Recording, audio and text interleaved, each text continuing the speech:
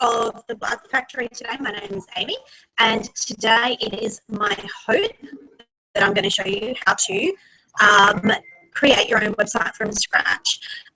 So a couple of steps you need to do before you get started. Hold on, I'll fix that.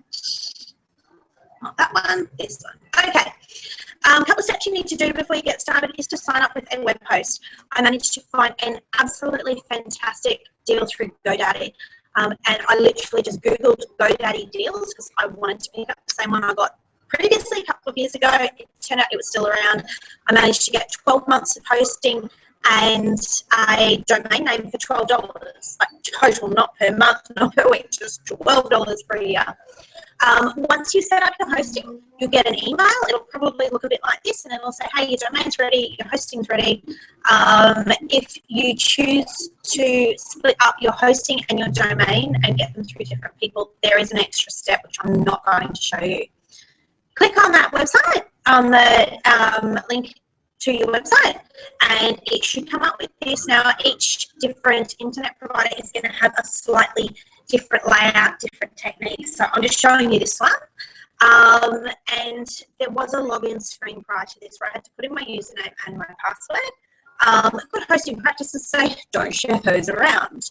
So today what I'm going to do is go into manage hosting.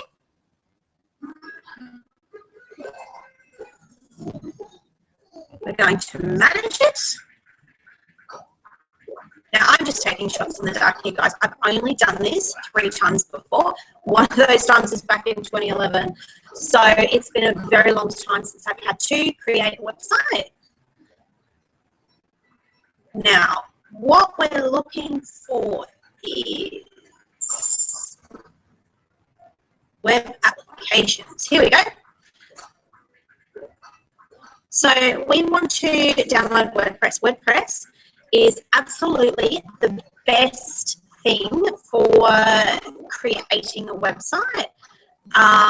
It's very, very good with Google. So if you want people to be able to Google your books or Google your name or Google even the topic that you write about, it is highly recommended that you use WordPress. Okay. Fairly important, this bit here. So this is your domain that'll already be set up. Now, select a location to install WordPress. Sometimes you'll have like a /admin or /blog or /WordPress. We want the directory to be blank. Now, I know on another host I had to go into an extra step. I think it was a custom install of WordPress. So if you're not getting this option, if it doesn't give an option where you want to put it, and if it's telling you it's going to install to domain, the domain.com/ anything here, go into that custom setting. Otherwise, we're just going to leave everything the same. Yes, we accept the license agreements, that sort of thing. Obviously, read those before you accept them, because I totally do that.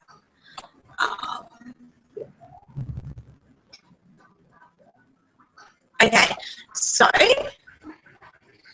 username and password.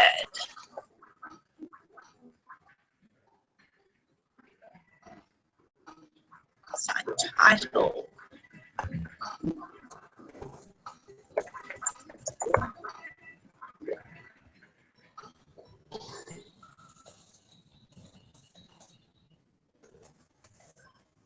You can change these at a later date. Please don't leave them as the default. So you want something that's at least a little bit individualized to your website.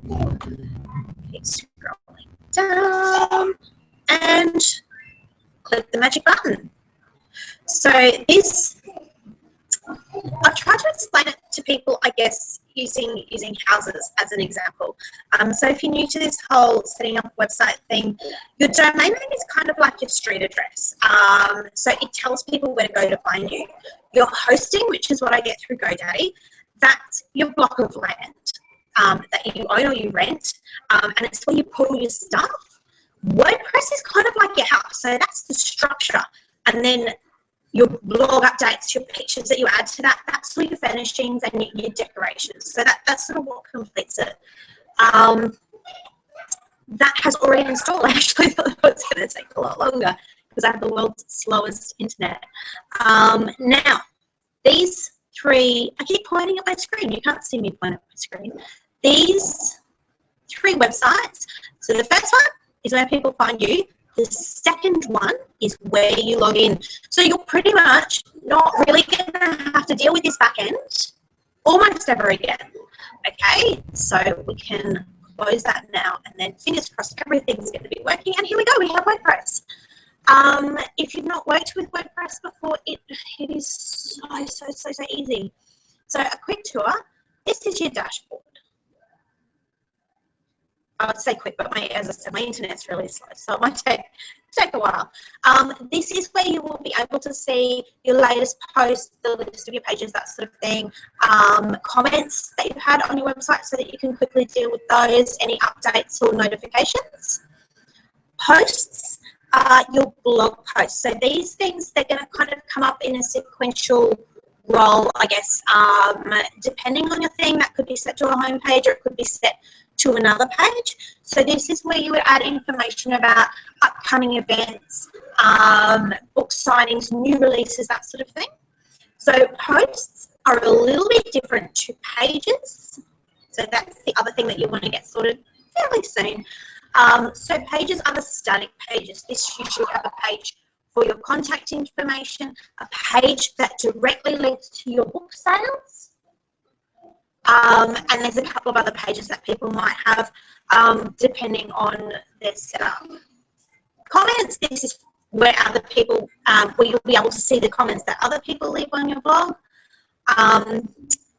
The media and the links I don't tend to sort of use, you can embed those into the posts, so it's easier to do it that way. Now, appearance and plugins. If you go into themes, okay, let's start.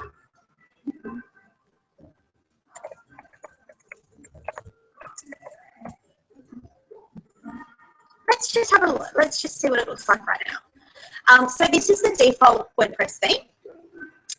It's very plain, as you can see. So this is a post, and it's sort of not really showing us much more, obviously, because we haven't sort of added anything yet. Now, the first thing that I'm going to do is install a new theme. So it helps if we spell it right. Themes are kind of like a structural base. It'll add a bit of color. It'll give you a specific layout to work with.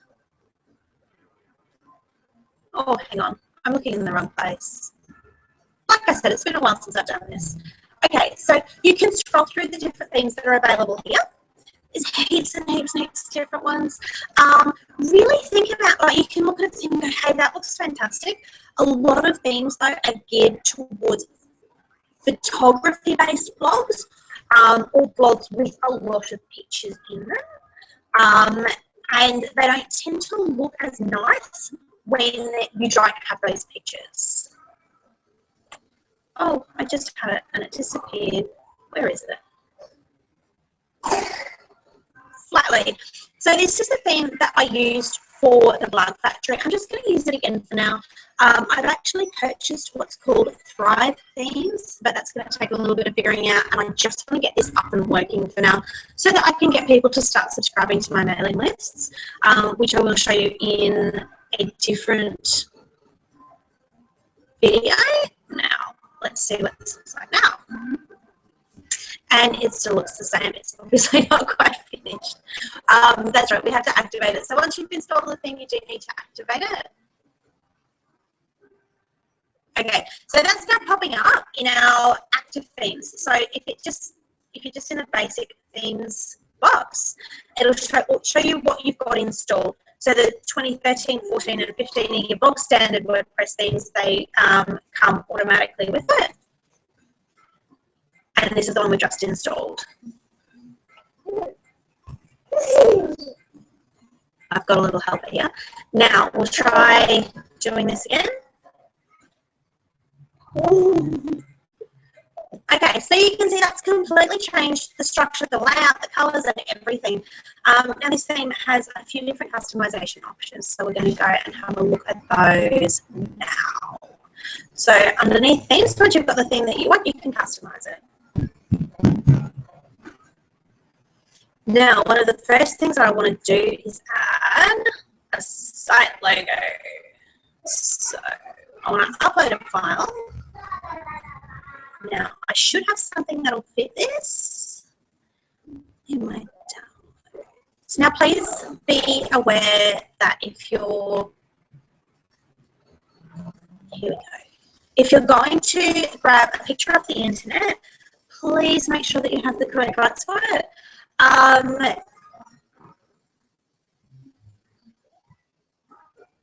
We're going to choose that image. Everything on the internet is copyrighted, even if it doesn't have a name attached, even if you find it, you know, wherever, unless you go to a specific site that explicitly says this is a free picture or you pay for that picture, it is not yours to use. So that is going to be my header for now. It is based on my book design. So we're going to change the colors to sort of match that a little bit more. And I'm going to go just a little bit lighter, or maybe a bit darker than that. Okay. And you can see there exactly what that's changed.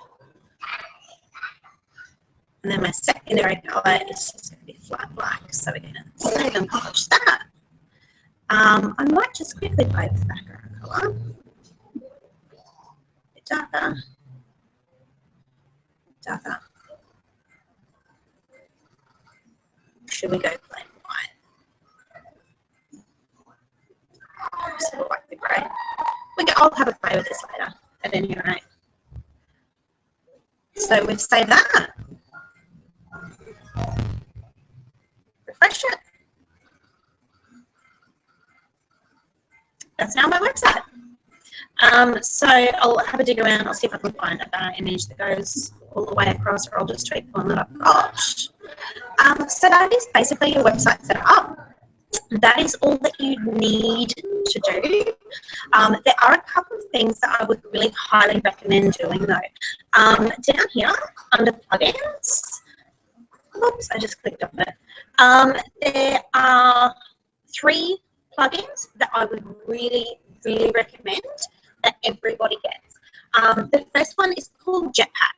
Jetpack, it comes straight up. You can search for it up in the search box. Jetpack basically will help you to post automatically to Facebook. It helps you to present on the internet a little bit better, so you're not going to have as many sort of broken descriptions, that sort of thing. You can customize everything. It'll also send you an email if your website goes down. The second one is Yoast. It's an SEO pack. Some of the functions will overlap with Jetpack. But again, it's just about making sure that your site looks polished no matter how you're looking at it and wherever. And the third one is an easy one called WP Cache, which you basically just throw it on, turn it on, here it is here, Super Cache, sorry. And it's just going to make sure that your website runs as fast as it can, because there's nothing worse than clicking through to a website and having really slow loading times. That's already installed, so we're just going to activate that. And then we're going to add that last one, which is Yoast.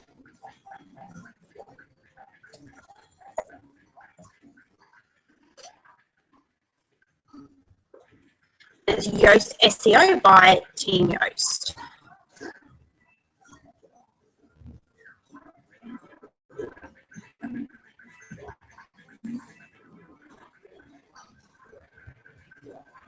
Okay, so we'll need to go back and tweak the settings. I do recommend that you do the tour that just popped up, that you look up these plugins online and just do a quick little tutorial on them, because really there's so much that you can do with them, and using them properly is just going to make everything run so much more smoothly. I'm going to clock this one off now, and I can't find the clock off button. Oh dear. And I'm going to say goodbye.